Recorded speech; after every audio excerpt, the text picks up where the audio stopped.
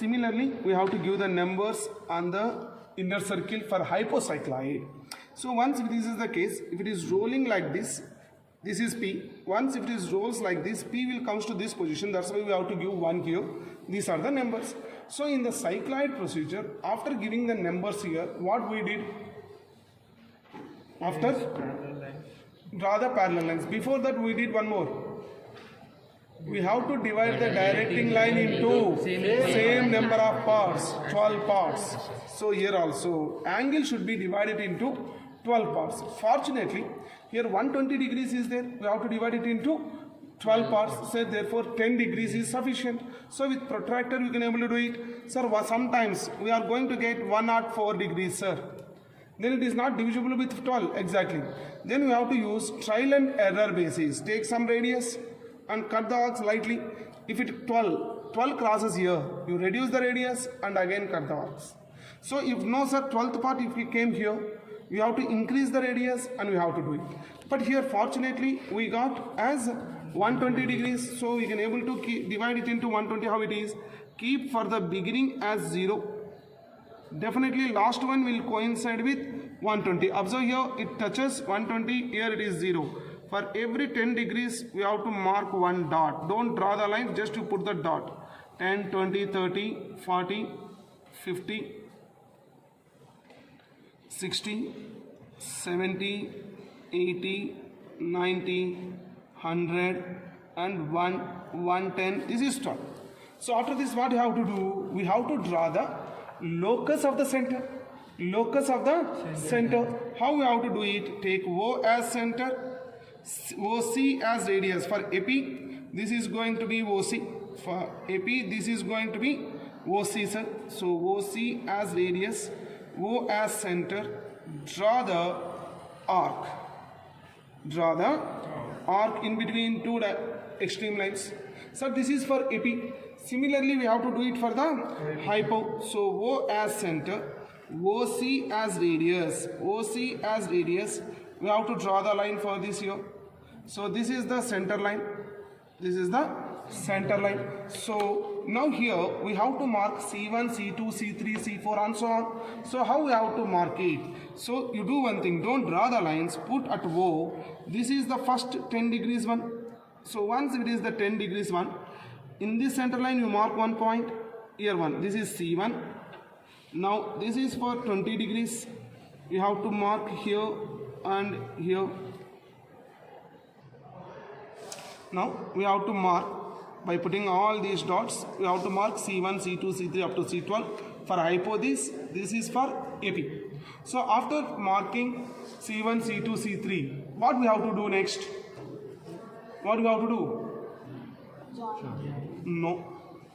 Draw the parallel curves. In the cycloid, we draw the parallel line to the directing line. But here parallel curves. How we have to do it, sir? O as center, O1 as radius. So this is 1 here. This is 1 here. So O1 as radius, O2 1 as radius. Draw the arc. It will definitely pass through the 11. Similarly, O2 as radius, O2 as radius, draw the arc, it will pass through the 10. Here most important thing is, most of the students will leave 3. Because in the cycloid, center line will pass through 3 and 9. But this is the case, you have to be careful. Here 3 and 9 is not passing through the center. So we have to draw the parallel curve for 3, 9 also. We have to draw the parallel curve for 3, 9 also. So here center line is different and 3 line curve is different. That is important. Next, this is for 4, 5, 6. Also we have to do it. So this is for 4. If you draw the curve, it will pass through each. And this is for 5. It will pass through 7. It will pass through 7. And last one, most of the students will forget 6.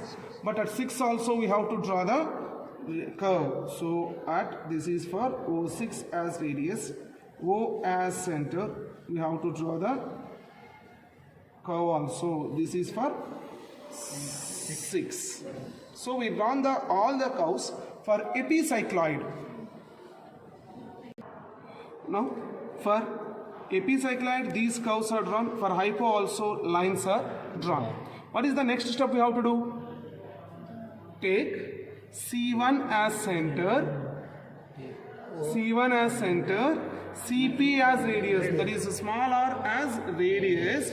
Draw the arc on the first parallel line in cycloid, first parallel curve in the epi or hypocycloid. So, okay, sir. This is C1.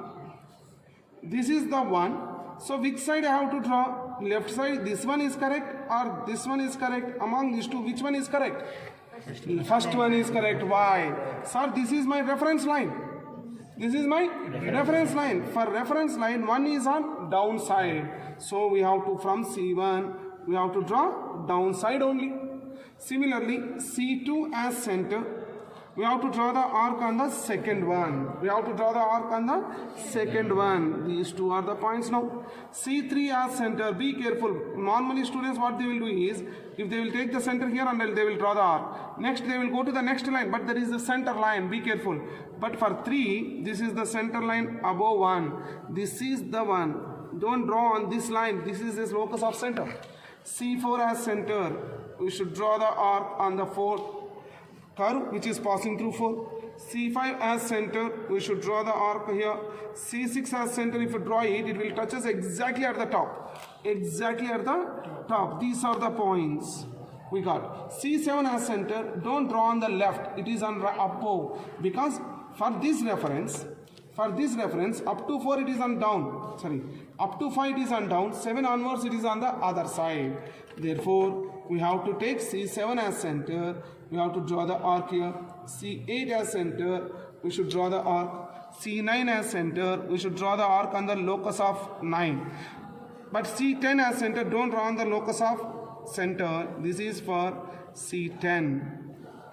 C11. C12 means this touching point will get. This is the directing line touching point. So we got the points. All these points, if you join it as a smooth curve, we are going to get the required epicycloid. We will get the required epicycloid. So I will try to join all these things. So first try to draw lightly. Once if you get the path clearly, then you can able to draw with HB pencil. First you draw the outline or sketch with 2H.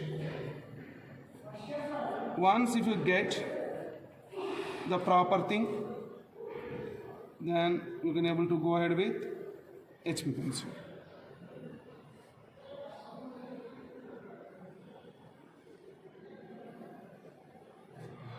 Now we have to draw this one with HB pencil.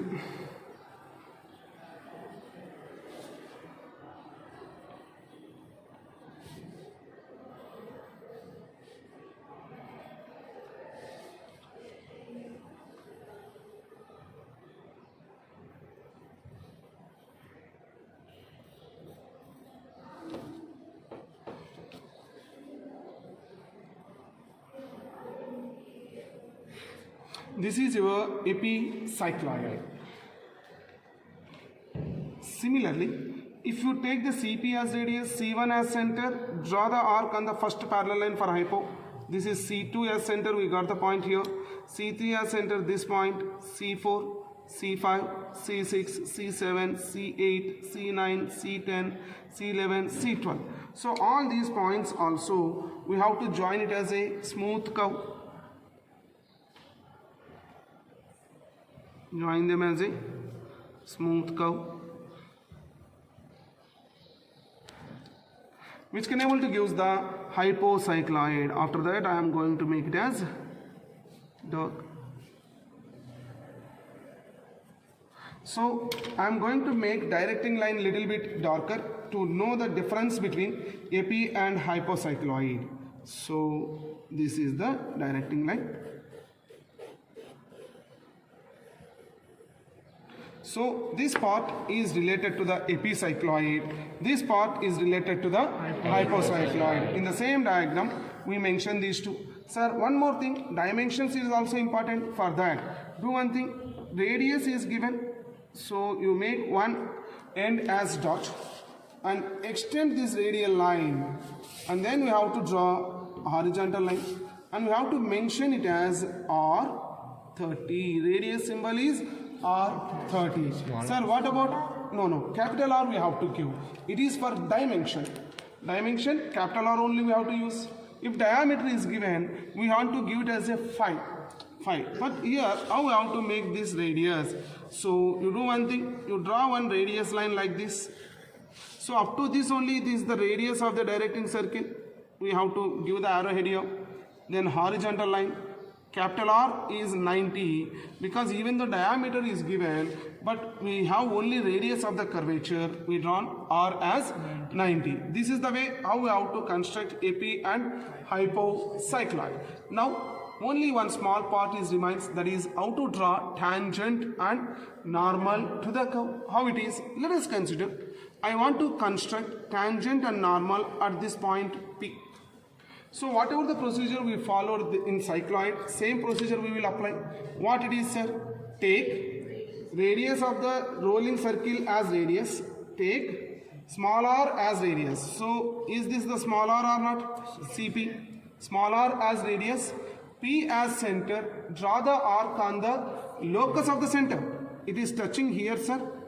One point, it touches here. And another point is touching here. Among these two, which one we have to take? Either this one is correct or this one is correct. First one is correct or second one is correct? First one. First one or second one? How you can able to say first one? So if you observe, this is P6, sir. This is P7. Am I right or not? Your P is in between 6 and 7. So this point is in between 6 and 7.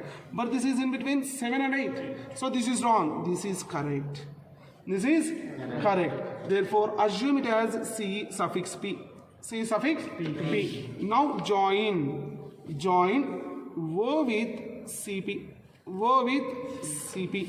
Wherever it touches the directing circle, assume it as small n. Assume it as small n. Join N with P. N with P. This should be with the drafter. N with P, tighten this. So this is your normal. Up to from here to here it is dark, remaining should be light. If you use another leg, it can able to give your tangent. So this is normal N dash. This is tangent T dash. Same procedure we can able to apply for hypocycloid also. You take any one point here, somewhere here I am taking P. P as center, CP as radius. We have to draw the arc. It is touching here, sir, as well as here it is crossing outside. So here there is no confusion for us. This is only the point. If you want to check it out, this is P6, this is P7, this is P8. We got this center also in between 7 and 8. Sir, here, once if you join O to this CP, it is not touching the directing.